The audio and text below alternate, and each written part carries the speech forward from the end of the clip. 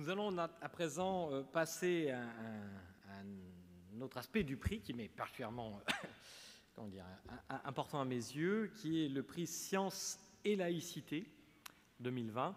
Je n'ai pas besoin d'argumenter beaucoup, ça nous fera gagner du temps pour vous convaincre que ces deux thèmes sont intimement liés et absolument nécessaires.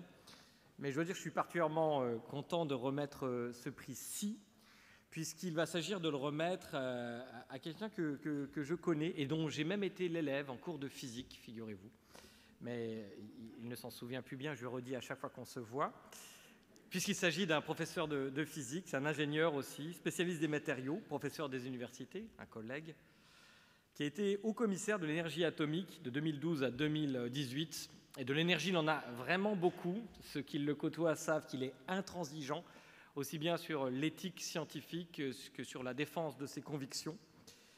Ancien président de l'Union rationaliste, c'est une des figures de la défense du rationalisme en France. Je suis très content d'accueillir sur scène et de remettre donc le prix Sciences et Laïcité au professeur Yves Bréchet.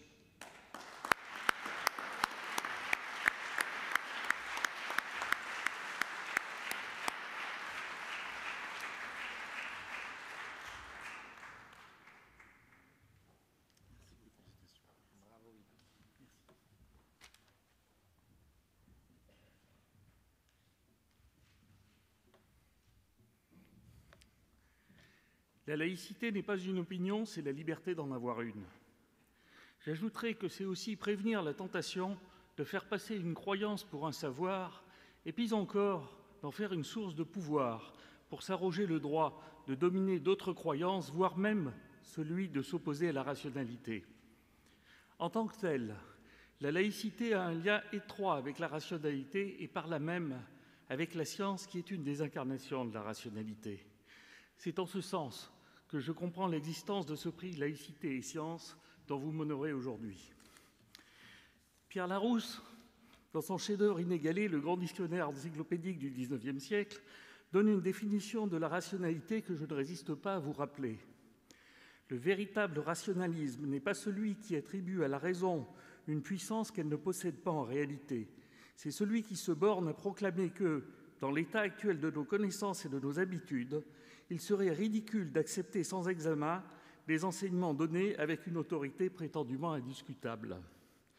Armée de cette exigence de rationalité, la laïcité rencontre naturellement sur sa route les structures constituées qui font des croyances leur fondement et qui prétendent trop souvent en tirer un droit au pouvoir dans la société. Il y a bien sûr les religions révélées, et l'assassinat de Samuel Paty il y a 1 an nous a rappelé cruellement l'actualité de la réflexion de Frédéric II, qui considérait comme un danger pour la République toute personne pensant avoir un lien privilégié avec la divinité. La lutte de la laïcité contre les religions révélées a son pendant dans la nécessité pour la science de s'autonomiser des religions. C'est un combat sans cesse recommencé que de reconquérir contre les croyances la liberté de penser les débuts de l'univers ou la position de l'homme dans la nature.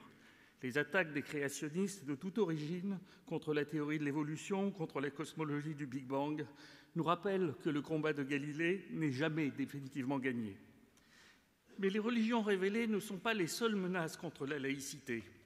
On a vu au cours du XXe siècle les religions séculières revendiquer le pouvoir de dominer la société. Il n'est pas surprenant d'ailleurs qu'elles se soient heurtées aux religions révélées qui avaient la même prétention. Les religions séculières ont vocation à gouverner une société au nom d'une idéologie. Idéologie raciale, dans le cas du nazisme, qui heureusement s'est opposée à la science, a décimé ses forces de recherche et s'est opportunément privé d'une arme qui lui aurait assuré la domination sur le monde. Idéologie de classe, dans le cas du stalinisme, l'histoire de Trofim Lysenko, prétendant imposer une génétique prolétarienne qui ne fut pas celle du moine Grégor Mendel, parachevant son œuvre par la grande famine et quelques millions de victimes, est là pour nous rappeler que les religions séculières aussi ont leurs inquisiteurs et leurs bûchers. On retrouve dans cette histoire les ingrédients de la lutte pour la laïcité, c'est-à-dire l'indépendance du savoir vis-à-vis de la croyance et le refus de son asservissement au pouvoir. Les religions séculières, tout comme les religions révélées, ont leur clergé, leurs dogmes, leurs procès en sorcellerie. Elles jugent d'un énoncé non pas par sa capacité à rendre compte des faits, non pas par la rationalité de ses arguments, mais par sa compatibilité avec un dogme préétabli. Mais il est malheureusement donné à notre époque, et particulièrement dans les sociétés occidentales quelque peu sevrées des deux premières formes de religion, de voir naître une troisième forme de religion, la religion d'opinion, que j'appelle les religions moutonnières.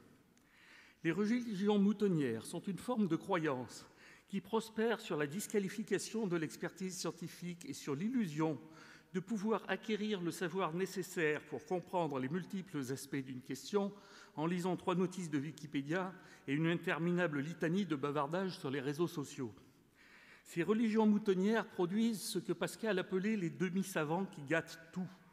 Elles sont multiformes et caractérisées par l'abondance de convictions qui se dispensent de preuves par la répétition des affirmations.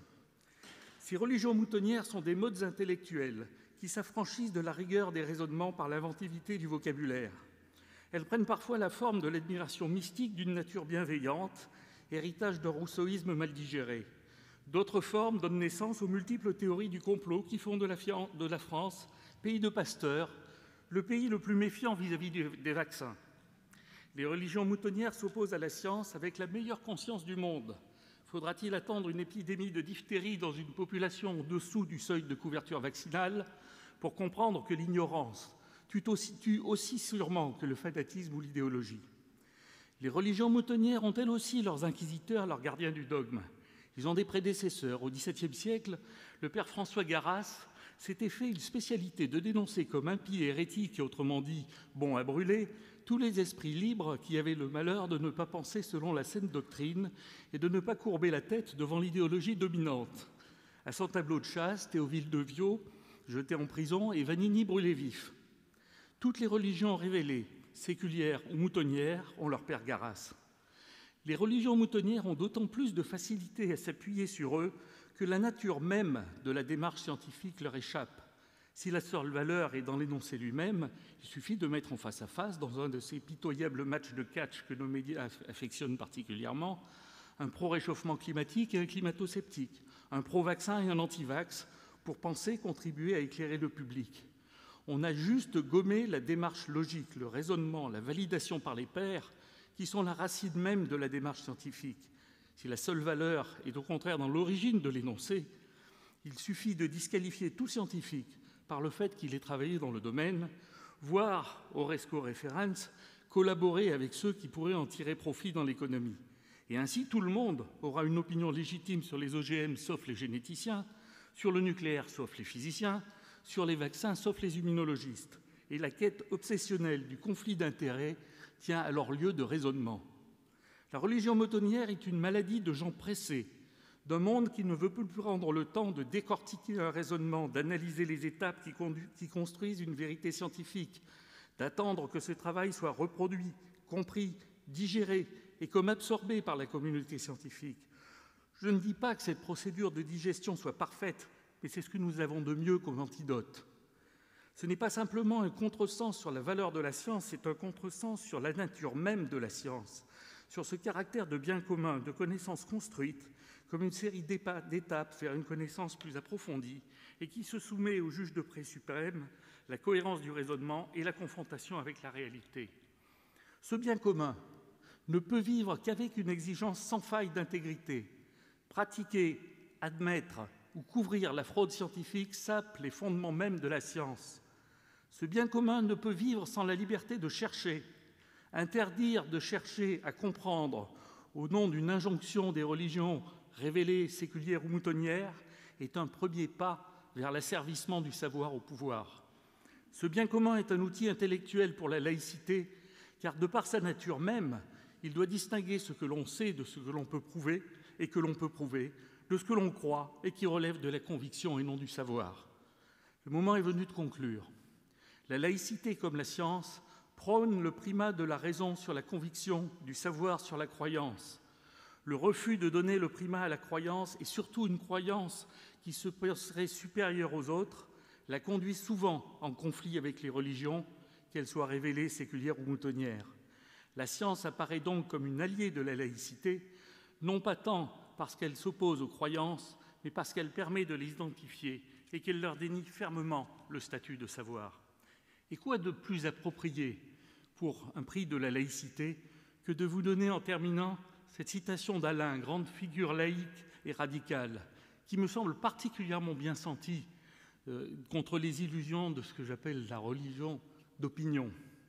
Il y a des gloutons d'idées dont la caractéristique est qu'aussitôt qu'on leur fait briller quelque opinion d'apparence raisonnable, ils se précipitent la bouche ouverte et avalent l'appât, l'hameçon et la ligne en invoquant ensuite le droit à l'erreur commise de bonne foi. Je vous remercie.